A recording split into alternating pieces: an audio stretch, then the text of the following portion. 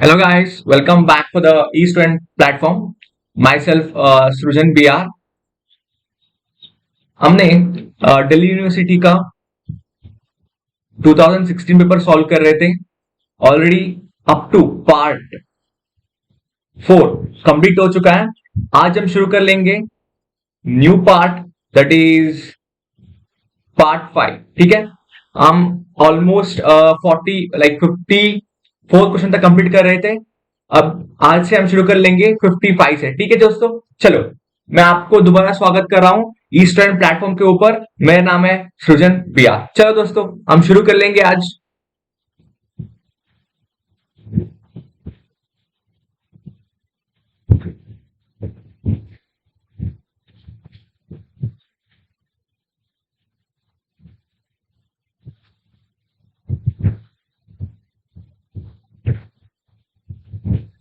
देखो भाई, हम 54 क्वेश्चन कंप्लीट किए थे. मैं इसको एक्सप्लेन किया था. मैं आज हम कर लेंगे 55 से. ठीक है, देखो भाई 55 क्वेश्चन को ध्यान से देखो. क्या पूछ रहा है इधर? Arrange the following compounds in order of increasing intensity of infrared absorption by the double bond least intense first. ठीक है, assuming the same concentration and other condition. मतलब क्योंकि मतलब सेम कंडीशन कॉन्सेंट्रेशन मतलब कि इंफ्रारेड अब्जॉर्प्शन स्पेक्ट्रोस्कोपी मतलब IR करने के टाइम पे हम कंपाउंड को थोड़ा सॉल्वेंट के अंदर और थोड़ा केबीआर पैलेट्स होता है ऐसा कुछ, मतलब उसके साथ मिक्स करके हम उसका इंटेंस इन आईआर फ्रीक्वेंसी देखता है. ठीक है, ऐसा मतलब सभी का एक ही कंडीशन है, सेम ही कॉन्सेंट्रेशन करके देख रहा है. ठीक है, अभी ये बात है कि इसमें कैसे करना है. ठीक है, देखो पहले एक चीज देखो, इंटेंसिटी किसके ऊपर डिपेंड होता है भाई? एक्चुअली इंटेंसिटी डिपेंड्स होता है पोलैरिटी ऑफ द बॉन्ड्स के ऊपर. On polarity of a bond, मतलब कि बॉन्ड का पोलैरिटी कितना है उसके ऊपर डिपेंड होता है इंटेंसिटी. मतलब इंटेंसिटी क्या है, मतलब उसका ही आंसर करना है ना हमको. इंक्रीजिंग इंटेंसिटी ऑर्डर में लिखना है आईआर में. लाइक इंटेंसिटी किसके ऊपर डिपेंड होता है? Depends on polarity of a bond. Okay, चलो ठीक है. अभी ये क्या है भाई? कीटोन था. ये क्या है? डबल बॉन्ड था. और ये भी डबल बॉन्ड है. लेकिन इस डबल बॉन्ड पे क्या, इस डबल बॉन्ड के क्या मतलब सेकेंड और थर्ड पे क्या डिफरेंस लग रहा है आपको? आपको एक चीज माइंड पे आना चाहिए था. क्या था? देखो है ना, ये सिमिट्रिक है. कैसे? देखो भाई, कार्बन कार्बन डबल बॉन्ड है. ठीक है, कार्बन कार्बन डबल बॉन्ड था. और क्या है? सेम सब्स्टिट्यूशन है ऊपर भी. CH3, इधर भी CH3, इधर भी CH3 एंड इधर भी CH3. ठीक है, ये सेकेंड वाला था. And what was the third alkene? Like it was direct, like neo. It's sorry, it's N, right? N, yeah. देखो 1 2 3 4 डबल बॉन्ड था. और इधर normally H3 H H H H H2. ठीक है, ये सिमेट्रिक है ना. ये देखो आपको दिख रहा होगा इधर. इट्स सिमेट्रिक मतलब कि इसका पोलैरिटी विल बी 0, क्योंकि इसका पोलैरिटी हम देख ही नहीं सकते हैं क्योंकि दोनों साइड का सिमेट्रिक लग रहा है ना. दोनों साइड पे चार्ज सब्स्टिट्यूशन सब कुछ सेम है. सो इसका पोलैरिटी विल बी 0. मतलब पोलैरिटी 0 नहीं, polarity will be low, will be very low. लेकिन इसका बात कर लेंगे हम. इसको देखो, इसका पोलैरिटी कैसे चेक कर लेंगे? थोड़ा हम एट्रोलाइटिक क्लीवेज कर लेंगे. एट्रोलाइटिक क्लीवेज. ठीक है, हम इसको एट्रोलाइटिक क्लीवेज नहीं कर सकते हैं. किया भी तो मतलब कुछ फर्क नहीं पड़ता इसमें. ठीक है, इसको एट्रोलाइटिक क्लीवेज कर लेंगे. करने के बाद क्या आ जाता है? एक पॉजिटिव कर लेंगे, इधर नेगेटिव कर लेंगे, क्योंकि इसमें सब्स्टिट्यूशन है ना. इस कार्बन के पास सब्स्टिट्यूशन है ताकि ये स्टेबल हो जाएगा. ठीक है। और इस कार्बन कार्बोनियन है, ताकि इसको stable electron donating group present होता है, क्या अनस्टेबल हो जाएगा। ठीक है, देखो बात है कि इसमें थोड़ा पोलैरिटी है, polarity is more in this alkene rather than this. Okay, this is having a more polarity. ठीक है, पोलैरिटी का बात कर रहा है हम, ए वाला alkene है ना, इसका पोलैरिटी ज्यादा है और इसका पोलैरिटी कम है, low polar. This is comparative to second one, this third one is I polar. ठीक है, ठीक है भाई, इसका तो हो गया। और फर्स्ट वन क्या था, एक्चुअली फर्स्ट वन था कीटोन ग्रुप। आपको पता होगा कीटोन के पास ऑक्सीजन है, ऑक्सीजन आया तो क्या होता है, ऑक्सीजन आया तो इसका पोलैरिटी तो ज्यादा होना ही चाहिए, कार्बोकैटायन बन गया, O माइनस है। देखो पोलैरिटी कितना डिफरेंस है, और oxygen is an electronegative atom. ठीक है, मतलब कि पोलैरिटी ज्यादा है, फर्स्ट पे पोलैरिटी ज्यादा है और सेकंड पे उसका पोलैरिटी लीस्ट है, this least polar and this is more polar.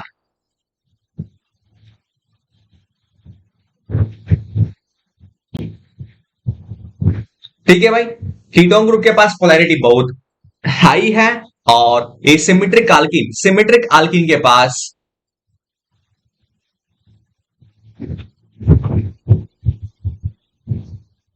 Polarity very low है, इज अनसिमेट्रिकल आल्कीन।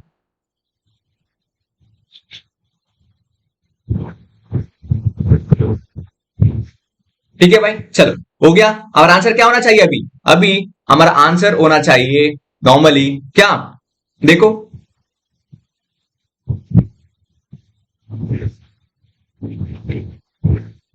इसका किसका पोलैरिटी ज्यादा है, कीटोन का पोलैरिटी ज्यादा है, सो ए वाला फर्स्ट आंसर होना चाहिए। ठीक है, उसके बाद क्या है, ए वाला अनसिमेट्रिक आल्कीन है। ठीक है, उसके बाद लास्ट वन 3 है। ठीक है भाई, चले हो गया आंसर भी ऑप्शन। हाँ ठीक है, एक्चुअली इंटेंसिटी डिपेंड होता है पोलैरिटी, ये चीज ध्यान रखना होता है। ठीक है, आपको इंटेंसिटी डिपेंड होता है पोलैरिटी के ऊपर।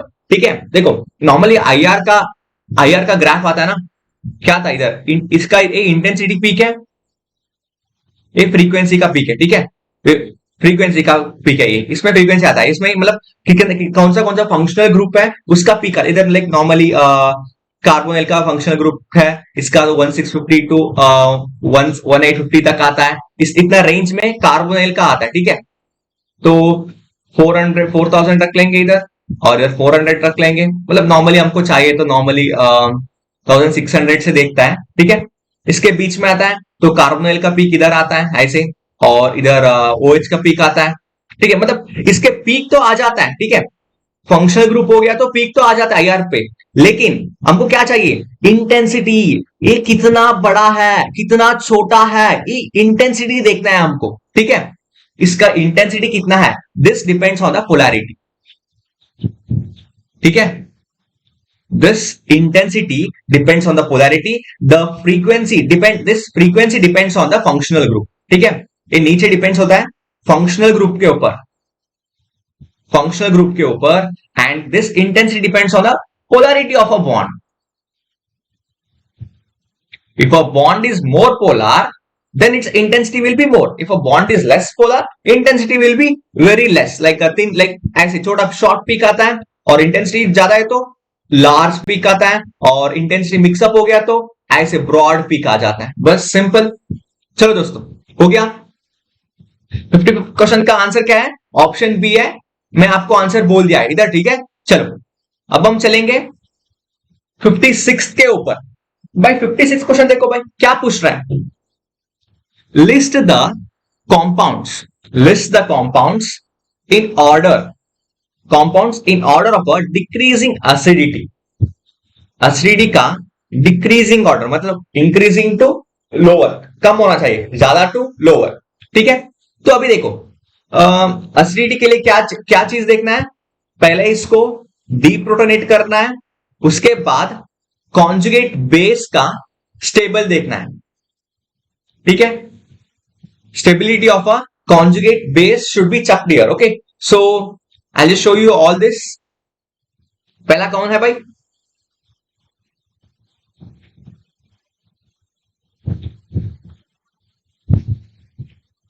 CH2 है और CH2 है, OH, ठीक है। इधर इसमें फ्लोरीन सब्स्टिट्यूटेड है, ठीक है। अभी इसका क्या करना है, डीप्रोटोनेशन करो H प्लस के साथ, सॉरी डीप्रोटोनेशन करो इसको, H माइनस को निकालो, H प्लस को निकालो, आपको क्या मिलेगा, फ्लोरीन CH2 O माइनस। अब इधर देखना है क्या है, इधर देखना है कि एक कॉन्जुगेट बेस है ना, एक कॉन्जुगेट बेस है, इसका स्टेबिलिटी देखना है।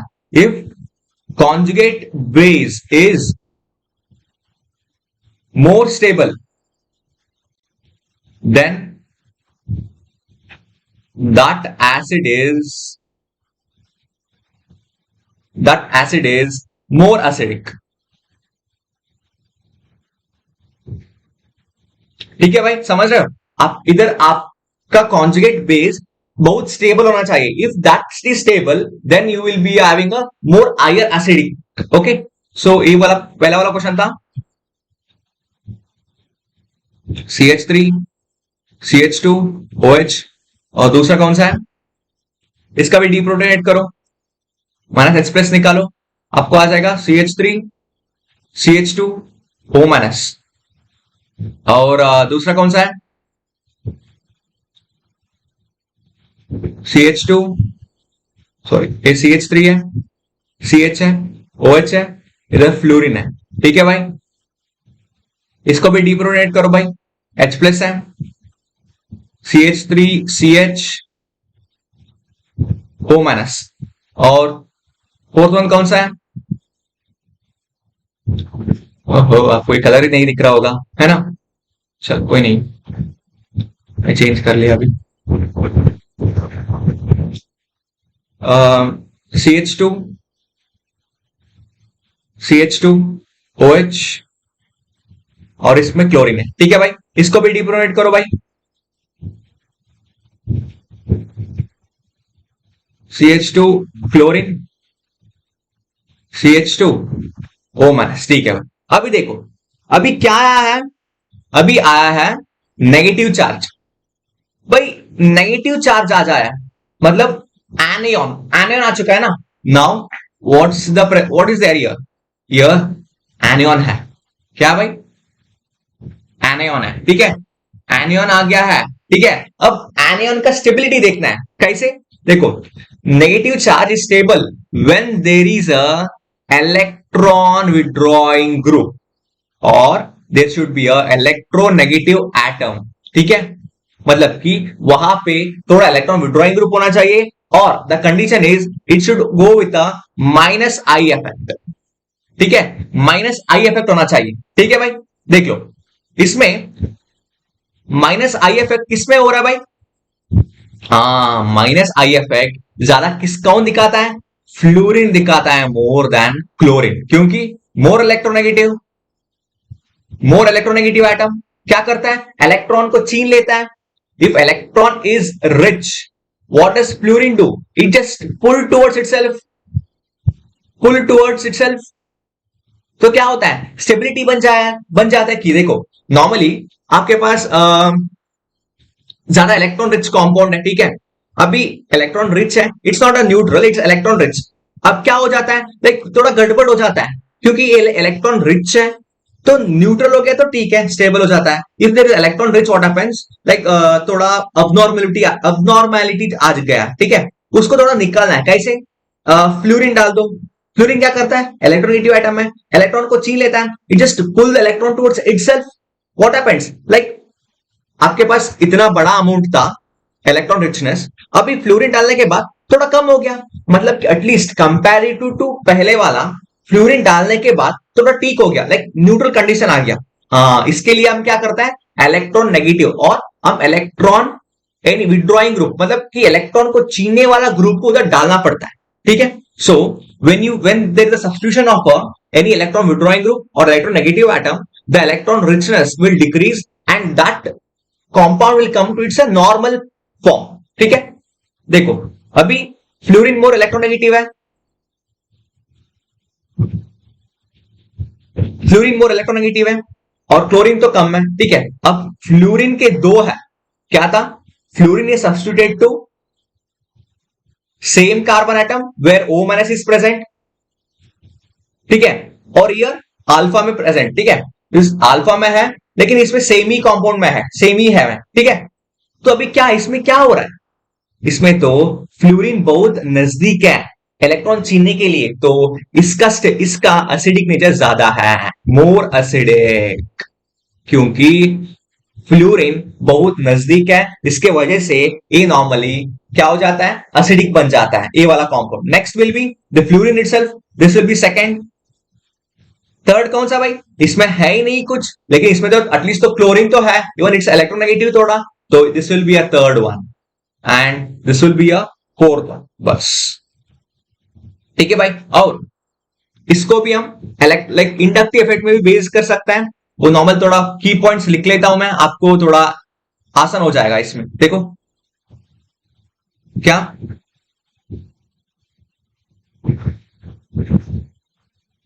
एसिडिक स्ट्रेंथ किसके ऊपर डायरेक्टली प्रोपोर्शनल है, माइनस आई एफ के ऊपर, ठीक है। Inductive effect depends on the क्या, ये आई माइनस आई इफेक्ट है ना, so like I effect depends on distance, right, distance, like it's inversely proportional, है ना, I effect is inversely proportional to the distance. तो अभी क्या हो गया, अब फ्लोरीन का डिस्टेंस क्या हो रहा है, फ्लोरीन का डिस्टेंस बहुत कम हो रहा है, मतलब fluorine is getting lower, like क्या था फ्लोरीन का डिस्टेंस क्या था, CH3 CH2 O minus and इधर F था, ठीक है, क्या डिस्टेंस बहुत कम है ना, सो क्या हो जाता है, माइनस इफेक्ट ज्यादा बढ़ जाता है, if I effect is more what happens, acidic strength will be more, so हो गया। और दूसरा कौन सा था, CH2 था, फ्लोरीन था, CH2O माइनस था, ठीक है, इसमें क्या है, डिस्टेंस बढ़ गया, डिस्टेंस एज इंक्रीज्ड, डिस्टेंस क्या हो गया भाई, डिस्टेंस इंक्रीज हो गया, तो माइनस इफेक्ट डिक्रीज हो गया, if minus effect decreases acidic strength also decreases, so इसका थोड़ा कम है, समझ रहे हो, this is less comparative to this, it is more, ठीक है भाई। चलो हमारा आंसर देख लेंगे अभी,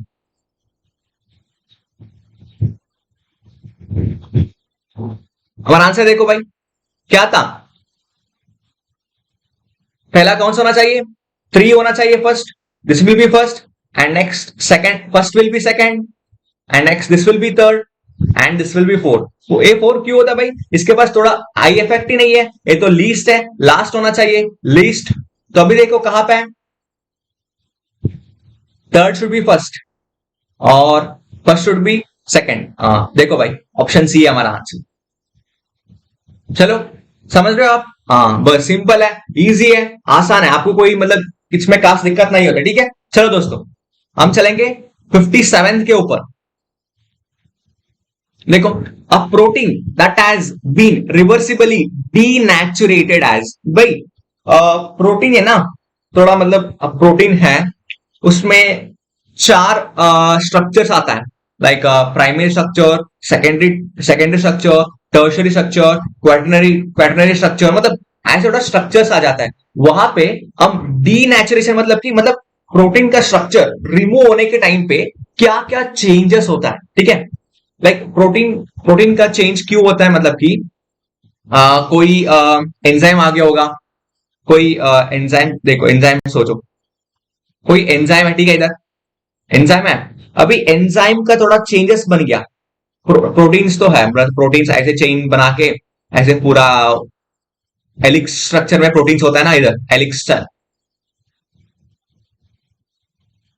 हेलिक्स फॉर्म पे प्रोटीन स्ट्रक्चर होता है, लेकिन कब कोई एंजाइम आ गया और कोई मतलब कोई चेंजेस हो गया, if there is any changes, if there is any changes in a system or in a body or in a system,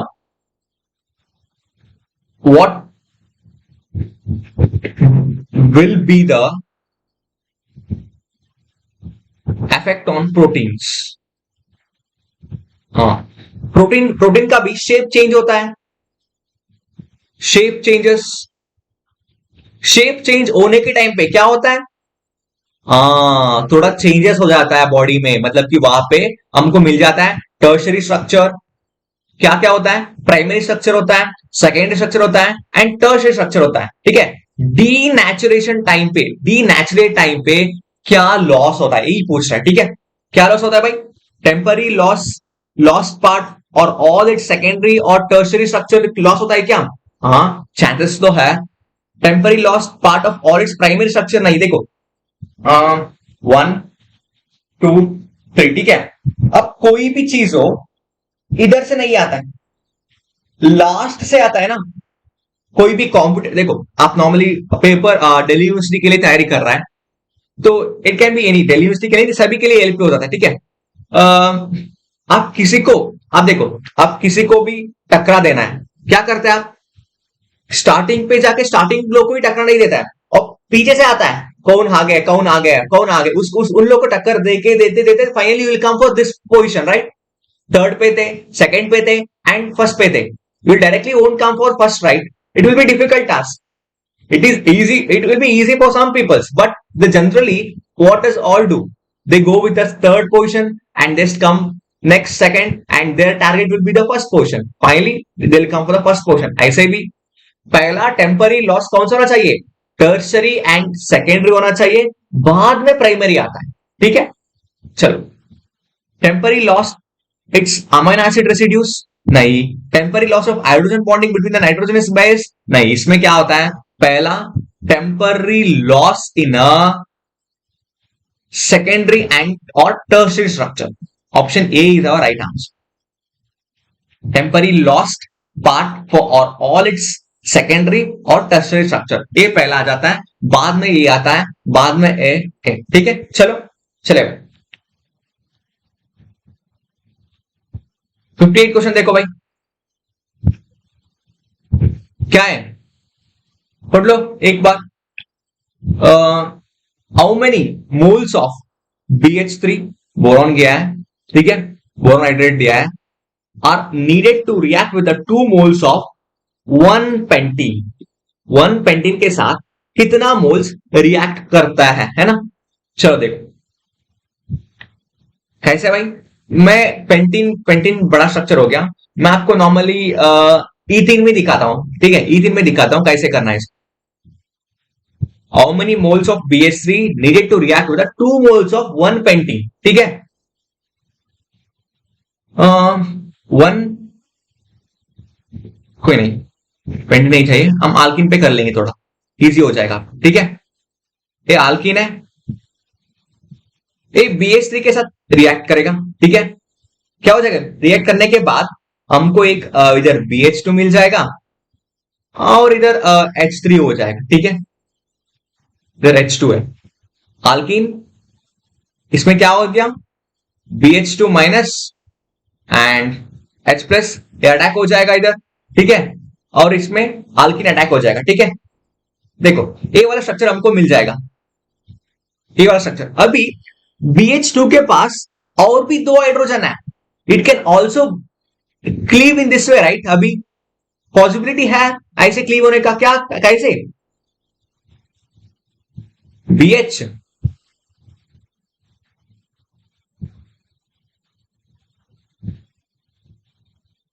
minus plus H plus, अब दूसरा अल्किन के साथ रिएक्ट कर सकता है, और दूसरा अल्किन के साथ ये रिएक्ट कर सकता है ना? हाँ भाई, it can react with one more alkene and उसके बाद दोबारा इट कैन फॉर्म, कैसे? रिएक्ट करने के बाद इसका स्ट्रक्चर कैसे हो जाएगा? C2H5 ट्वाइस BH हो जाएगा। अभी इसको दोबारा क्लियर होकर क्या करेगा? B C2H5 twice minus charge plus H plus, और दूसरा अल्किन के साथ भी रिएक्ट करेगा। मतलब कितना हाइड्रोजन एटम है BH3 के पास, इतना बार रिएक्ट करता है अल्किन के साथ। ठीक है, अल्किन के साथ कितना बार रिएक्ट कर सकता है, कितना हाइड्रोजन एटम है, इतना बार अल्किन के साथ रिएक्ट करता है। It BH3 react 3 times with the alkene because it contains a 3 hydrogen atom so that it can form a saturated compound, right? देखो अभी दोबारा अल्किन के साथ रिएक्ट करता है, फाइनली हमको क्या प्रोडक्ट मिलेगा, हमको 3 आल्कीन के साथ रिएक्ट करके 1BH3 हमको मिल गया BC2H5 थ्राइस। देखो समझ रहे हो, इतना मिल गया, ठीक है, समझ रहे हो ना आप? हाँ, इतना मिल गया। अभी देखो, normally 3 moles of alkene react with the 1 mole of BH3. 3 moles of alkene react with a 1 mole of a BH3. That is 3 mole is equal to 1 mole of BH3. ठीक है भाई। अभी क्या पूछ रहा है, अभी पूछ रहा है कि आपको हाउ मेनी मोल BH3 कितना मोल चाहिए 2 moles ऑफ आल्कीन के साथ रिएक्ट करने के लिए, ठीक है। 2 moles, 2 moles कहा भाई, 2 moles देखो, हाँ अभी इसको 2 moles कर लेंगे, 2 moles ऑफ आल्कीन, इसको x moles कंसिडर कर लें BH3 का, इसको क्रॉस मल्टीप्लाई करो भाई, x3 3x into 2, so x is equal to 2/3 moles। समझ रहे हो, x is equal to 2/3 moles चाहिए हमको। कितना moles, x is equal to 2/3 moles। चलो भाई, आंसर कहां है, x इज इक्वल टू 2/3।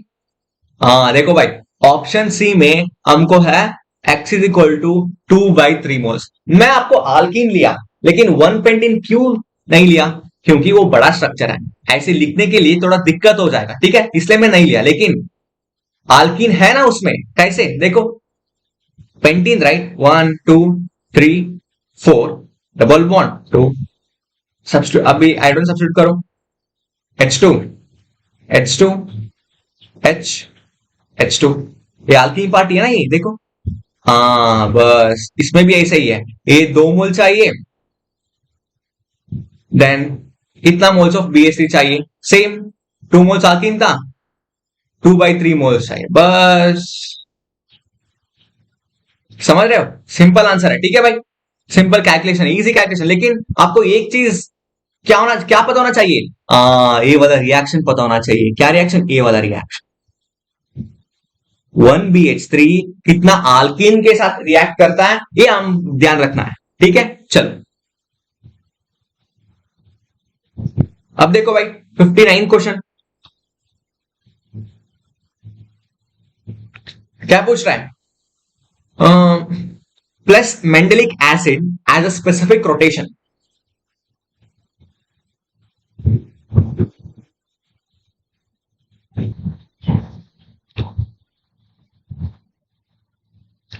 क्या था भाई, 59 क्वेश्चन था ना, plus mandelic acid as a specific rotation of plus 158 degree. ये प्लस मेंडेलिक एसिड क्या है, प्लस मेंडेलिक एसिड का specific rotation is plus 158, okay. So what would be the observed specific rotation of a 25% of minus mandelic acid and 75% of a plus mandelic acid? आपको total पूछ रहा है, what would be the observed specific rotation of a mixed 25% of a minus mandelic acid and 75% of a plus mandelic acid?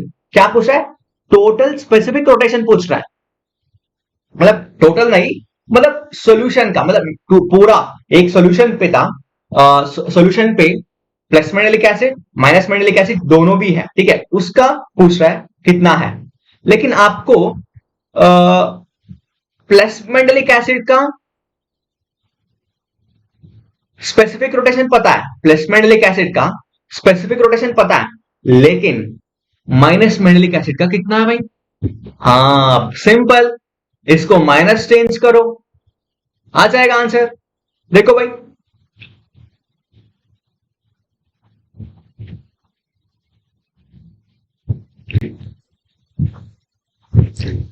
Plus mandelic acid का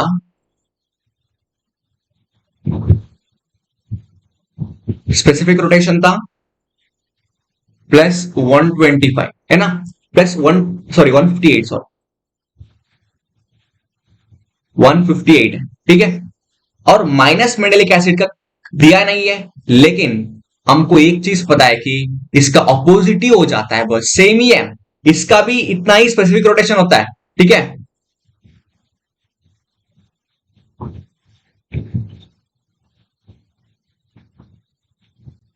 इतना ही इसका specific rotation होता है, लेकिन साइन कन्वेंशन चेंज है, बस 158 होता है बस, ठीक है भाई। ठीक है भाई, चलो और देखो। और प्लस मेंडेलिक एसिड का कॉन्सेंट्रेशन कितना है? प्लस मेंडेलिक एसिड का कॉन्सेंट्रेशन है 75% है, ठीक है। और माइनस मेंडेलिक एसिड का कितना है भाई? 25% है। चलो भाई, अब हम टोटल कर लेंगे। कैसे करना है? Total specific rotation is equal to concentration into specific rotation of a plus mandelic acid and plus concentration of a into specific rotation of a minus mandelic acid। बस अभी इसको सब्स्टिट्यूट करो भाई। 75% प्लस मेंडेलिक एसिड कितना भाई? 75%। 75% मतलब कि percent मतलब कि 100 है ना, तो 75 डिवाइड बाई 100, ठीक है। और इसका देखो 25, और इसका स्पेसिफिक रोटेशन कितना है? 158। 158, ठीक है। और इसका देखो भाई, प्लस कॉन्सेंट्रेशन कितना है? 25 divide by 100 for 25% into A minus 158, ठीक है भाई। इसका देखो अभी 75 by 100 into 158 minus 25 by 100 into 158। अभी 158 कॉमन ले लो, 75 माइनस 25 डिवाइड बाय 100 कितना होता है? इसको फाइनली कैलकुलेट करो, आपको नॉर्मली आंसर मिल जाएगा प्लस 79, ठीक है भाई। बस सिंपल हो गया आंसर। भाई कितना आसान है ना, देखो भाई कितना आसान है ना। आपको नहीं, देखो आपको इसका कॉन्सेंट्रेशन नहीं पता होगा ना, कोई दिक्कत ही नहीं है आपको, बिकॉज इसका है एक्स कंसिडर कर लो, इसका 1 माइनस एक्स कंसिडर कर लो, और इसका एक्स फाइंड कर लो। बाद में आप कॉन्सेंट्रेशन, बाद में आप अल्फा डी फाइंड कर सकते हैं, ठीक है। चले भाई, बस इतना ही है आंसर इसका, प्लस 79 है इसका, ठीक है भाई, देख लो।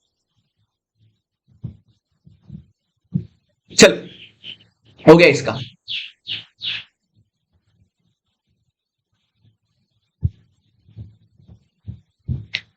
देखो भाई इसका आंसर क्या है? प्लस 79 डिग्री है, ठीक है भाई। हाँ, इसका आंसर हो गया। अब देखो 60 क्वेश्चन, देखो भाई 68 क्वेश्चन क्या पूछ रहा है इधर?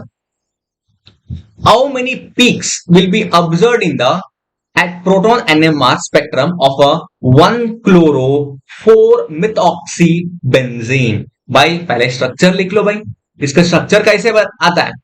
देखो बेंजीन का स्ट्रक्चर लिख लो पहले, लेवलिंग करो। 1-chloro-4-methoxy, मेथॉक्सी मतलब क्या है? OCH3 है ना, हाँ ठीक है भाई। और इसका फ्री में लिख दो हाइड्रोजन को ऐसे, हाँ। इसका भी कितना प्रोटॉन एनएमआर है देखना है। प्रोटॉन एनएमआर कैसे आता है भाई? Depends on number of hydrogen atom, मतलब कि हाइड्रोजन कितना है इतना एनएमआर पीक्स आता है ना, इतना एनएमआर पीक आता है। हाइड्रोजन कितना है? इतना ही, ठीक है। अब कैसे देखेगा इसमें? इसमें सिमेट्री देखो, कितना एनवायरमेंटल, मतलब इसका एनवायरमेंट, इसका एनवायरमेंट, इसका एनवायरमेंट, इसका एनवायरमेंट सभी का सेम है और अलग है। कैसे देखना है?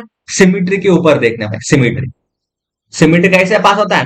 देखो ऐसे पास हो रहा है सिमेट्री, इसको ऐसे कट कर दो बीच में, ए और अलग है ना, ये दोनों सेम ही है, मतलब अलग दो, बीच में कट करो, इसका और इसका सेम आता है ना। तो क्या करना है? पहले हम एक का लेबलिंग करो, ये तो एक ही है, 1 है, 2 है, और ए भी 2 है, क्योंकि ये सिमेट्रिक है ना, दो आसपास में दोनों सेम ही हो जाएगा।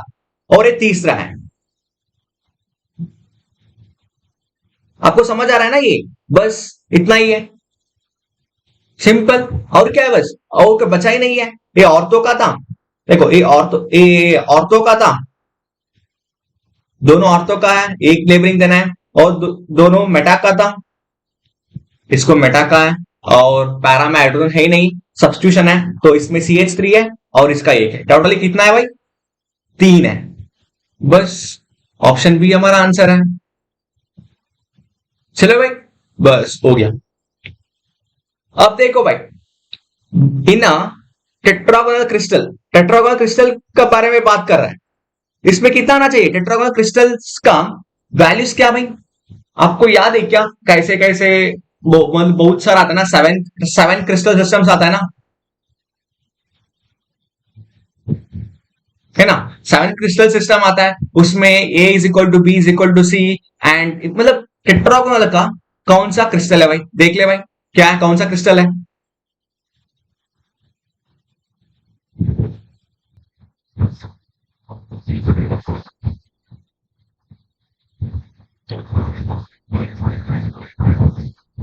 कितना भाई टेट्रागोनल का क्या आता है, हाँ इसको, इसके लिए मैं एक कोड बताता हूं आपको, वेरी सिंपल लगता है, ठीक है। देखो ये क्या कोड है,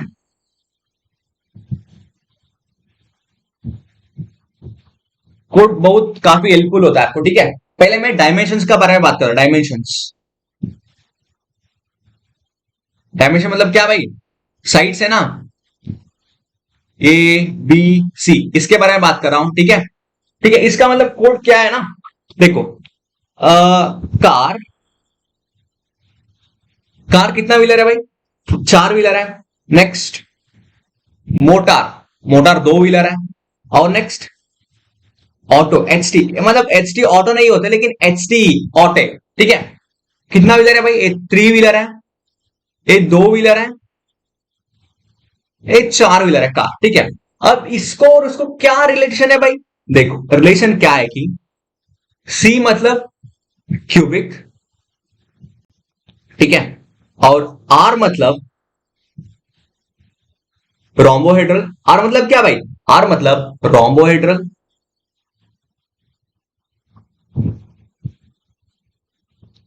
ठीक है। ये क्यूबिक, रोम्बोहेड्रल। और एमओ, मॉल, एमओ क्या हो भाई, मोनोक्लिनिक, ठीक है। और टी क्या होता है भाई, टी ट्राइक्लिनिक।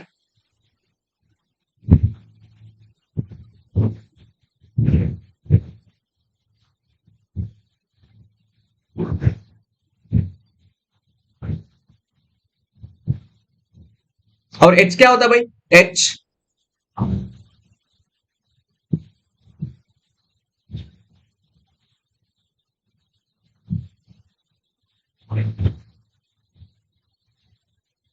एक मिनट है, कुछ मिसिंग क्या ना,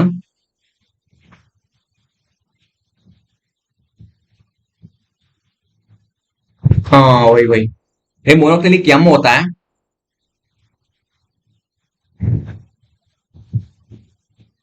मोनोक्लिनिक एम होता है। और उसका ओ क्या आता है भाई, ऑर्थोरोम्बिक आता है, ठीक है, सॉरी,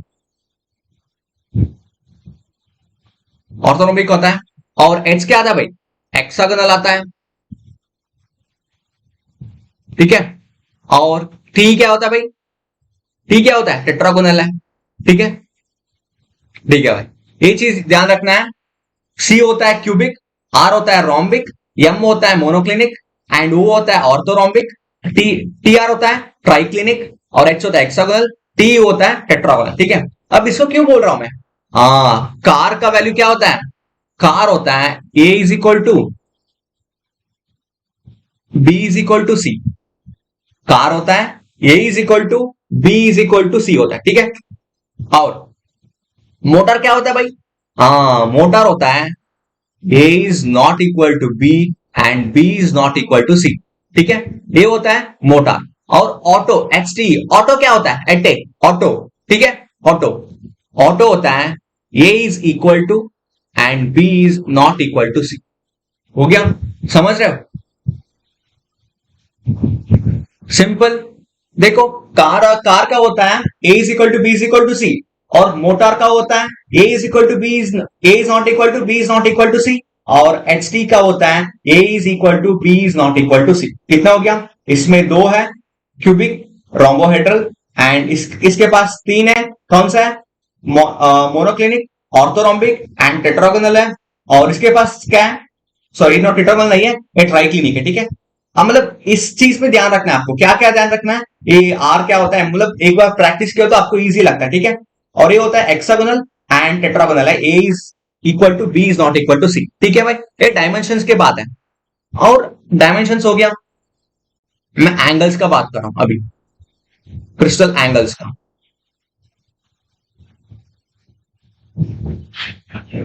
क्रिस्टल एंगल्स का क्या कोड है?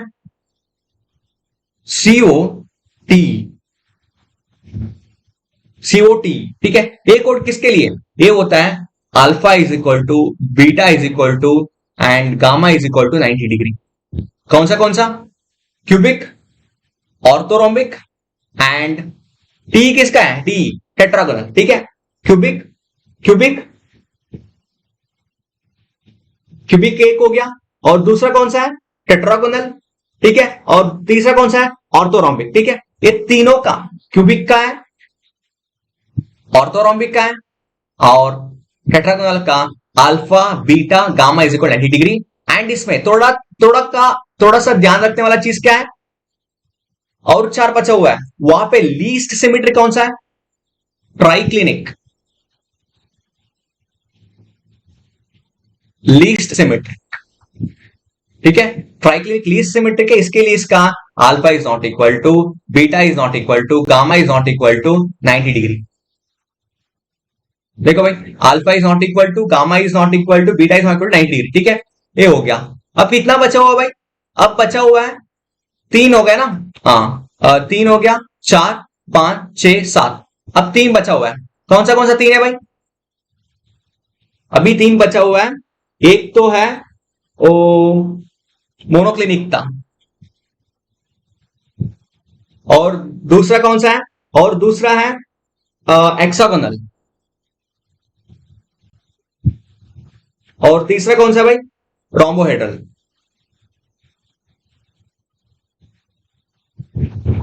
इसका एंगल क्या आता भाई? इसका alpha is equal to gamma is equal to 90 degree, but beta is not equal to 90 degree. ठीक है, और एक्सागोनल का क्या होता है? एक्सागोनल क्या बचा हुआ है? हाँ, एक्सागोनल बचा हुआ है। ये alpha is equal to beta is equal to 90 degree है, लेकिन gamma is equal to 120 degree है। और रोम्बोहेड्रल का alpha is equal to beta is equal to gamma is not equal 90 degree. देखो भाई, इस तीन को थोड़ा देखना होता है, और ये पूरा लाइक कोड जैसे। ठीक है,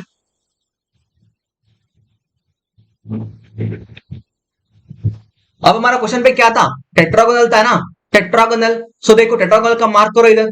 टेट्रागोनल है, साइड्स क्या है? A is equal to B is not equal to C. ठीक है, और इसका alpha beta gamma is not equal 90 degree. तो beta is B is not equal to C, और alpha beta gamma is equal 90 degree. चलो भाई, answer पे आ जाओ। देखो भाई, ऑप्शन बी देखो भाई, क्या पूछ रहा है? A is equal to B is not equal to C, tetragonal का, और alpha beta gamma is not is equal to 90 degree. बस हो गया, सिंपल। आपको कोड देख लो, कोड से आपको इजी लगता है। ठीक है, चलो हो गया 61st क्वेश्चन। ठीक है भाई, अब हम चलेंगे 62 के ऊपर। 62 क्वेश्चन देखो भाई।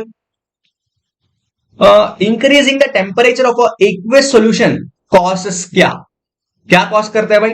Increasing the temperature of aqueous solution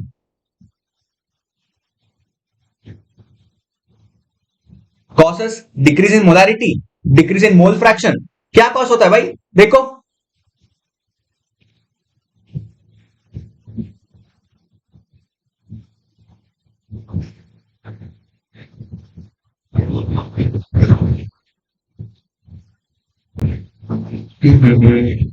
ठीक है भाई, इसका आपको एक फॉर्मूला पता होगा मोलारिटी का, है ना? मोलारिटी का फॉर्मूला क्या भाई? मोलारिटी का फॉर्मूला क्या है? आप देख लो, मोलारिटी का फॉर्मूला क्या होता है? मोलारिटी मतलब क्या है? मोल से ना, मोलारिटी मतलब मोल्स बाय वॉल्यूम है ना, number of moles by volume, यही है ना मोलारिटी का formula. Mass by molecular mass, weight पे molecular mass into given volume divide by total volume, है ना, वही है ना 1000, ये है ना मोलारिटी का फॉर्मूला। बस इसमें आप देख सकते हैं इधर क्या पूछ रहा है, इधर बोल रहा है कि increasing the temperature of an aqueous solution causes, temperature को इंक्रीज कर रहा है, ठीक है, क्या कर रहा है, टेम्परेचर को इंक्रीज कर रहा है। अभी टेम्परेचर को इंक्रीज कर रहा है मतलब क्या होता है, if temperature is increased volume of a solution क्या होता है, डिक्रीज होता है ना भाई, वॉल्यूम ऑफ अ सॉल्यूशन क्या होता है, डिक्रीज होता है। देखो देख नॉर्मली आप एक कटोरे मतलब एक वेसल पे आप पानी रख सकते हैं, उसको हीट करो, टेम्परेचर बढ़ा दो, 1 लीटर लिए थे आप, इसको टेम्परेचर कर रहा है 100 डिग्री तक पहुंच गया, उसके बाद बॉईल होने के शुरू कर दिया, ठीक है। अब क्या होता है उसका मतलब एवापोरेट ओके ओके पानी बच जाएगा, कितना बच जाएगा भाई, बहुत कम बच जाएगा, क्योंकि वो पूरा एवापोरेट हो चुका है। टेम्परेचर इंक्रीज के वजह से वॉल्यूम क्या हो गया, वॉल्यूम बहुत कम हो गया। When you increase the temperature volume has decrease, और हम ऐसे भी देख सकते हैं ना,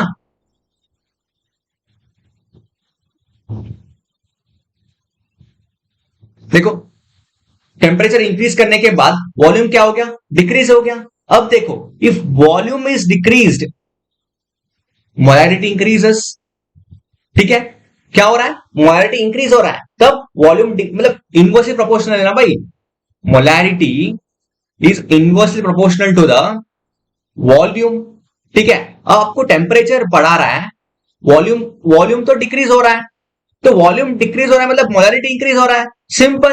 अब आंसर देखो भाई, क्वेश्चन देखो पहले दोबारा, increase in the temperature of an aqueous solution causes क्या है, डिक्रीज इन मोलारिटी, और डिक्रीज इन मोलारिटी, और डिक्रीज इन मोल फ्रैक्शन, और इंक्रीज इन मोलारिटी। हाँ भाई क्या है, इंक्रीज इन मोलारिटी बस। लेकिन एक्वेस सॉल्यूशन मतलब क्या भाई, वॉल्यूम है ना, लेकिन मोलालिटी में वॉल्यूम होता है क्या, होता ही नहीं है, तो ये तो पहली गलत है। और मोल फ्रैक्शन तो होता ही नहीं है, और वॉल्यूम किस में होता है, मोलारिटी में वॉल्यूम होता है। उधर की दो ही ऑप्शन है, इधर डिक्रीज होना चाहिए और इंक्रीज होना चाहिए। टेम्परेचर बढ़ रहा है, वॉल्यूम डिक्रीज हो जाएगा, तो molarity and volume are inversely proportional, volume is decreasing, molarity is increasing, बस सिंपल। चलो हो गया, चले भाई अब हम चलेंगे 63 के ऊपर। देखो भाई 63 क्वेश्चन,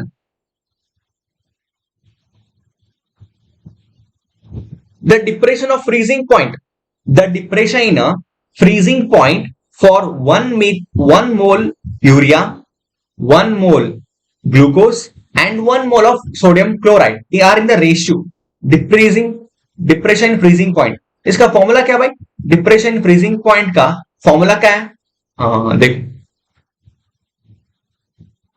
डिप्रेशन फ्रीजिंग पॉइंट का formula delta TB is equal to K B into क्या भाई, मोलारिटी है ना, मोल्स है ना, मोल्स, ये हमारा फॉर्मूला है, ठीक है। अब क्या था, यूरिया था, यूरिया का फॉर्मूला क्या है, NH2 COO, NH2 है, ठीक है। और ग्लूकोज का फॉर्मूला क्या है, C6O6H12, है ना, है ना फॉर्मूला, H12 होता है क्या, देख लो भाई, ग्लूकोज का फॉर्मूला क्या होता है, H12 ही होगा, हाँ C6O6H12 है, ग्लूकोज का फॉर्मूला है ना। तो और किसका है, और NaCl का देख लो भाई, NaCl तो NaCl ही है, लेकिन ये आयोन है, Na plus plus Cl minus, दो आयन फॉर्म कर सकते हैं, लेकिन ये तो आयोनिक नहीं है, लेकिन ये तो आयोनिक है, ठीक है भाई। इसमें आपको आंसर आना चाहिए था, क्या था, देखो डिप्रेशन फ्रीजिंग पॉइंट इंक्रीजेस, मतलब रेशियो पूछ रहा है तीनों का, मतलब रेशियो सेम होता है क्या, नहीं, ये दोनों का सेम हो सकता है क्योंकि ये दोनों आयोन नहीं है, लेकिन ये आयोनिक क्या है क्योंकि ये directly proportional to a moles, number of moles. ठीक है, ये 1 मोल ही है, ठीक, ये तो पक्का है 1 मोल है, ए भी 1 मोल है, ए भी 1 मोल है, लेकिन 1 मोल इसमें कितना अमाउंट है, 2 आयोन्स है, 2 आयोन्स ऑफ डिफरेंट, सो क्या होता है, सो होता है 2। ठीक है, इसके वजह से इसका डिसोसिएशन होता है ना, dissociation, it's a 2 moles of dissociation.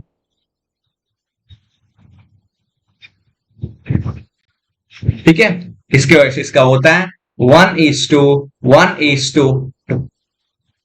समझ रहे हो, सिंपल है इसमें। ठीक है, नंबर ऑफ मोल्स के ऊपर डिपेंड होता है। चलो भाई चले, 1:1:2, बस यही है हमारा आंसर। ठीक है, चले भाई हम कर लेंगे 64 क्वेश्चन। भाई 64 क्वेश्चन तो वैन टॉप फैक्टर का है, ये तो रिमेंबरिंग फैक्टर है। ये क्या रिमेंबर करेगा, dissociation in one solvent and association in other solvent respectively. मतलब क्या होता है, नॉर्मली आई का वैल्यू है ना वैन टॉप फैक्टर पे,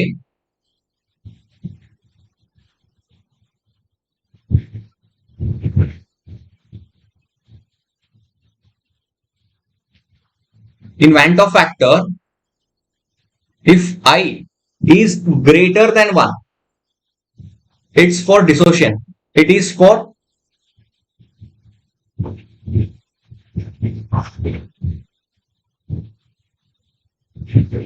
dissociation. And second part क्या है, if I is lesser than 1, it is for association. बस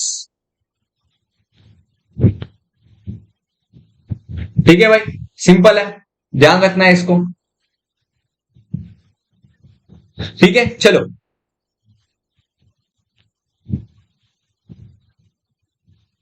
one is greater than 1 for dissociation and lesser than 1 for association. Greater than 1 कहां पे है और लेसर देन 1 भी इधर ही है। ठीक है भाई, चले हो गया, अब डी तक हो गया। ठीक है, 64 क्वेश्चन डी है। चले भाई अब देखो 65th क्वेश्चन, हम 65th क्वेश्चन को अगले सेक्शन पे कंप्लीट कर लेंगे। ठीक है भाई, चले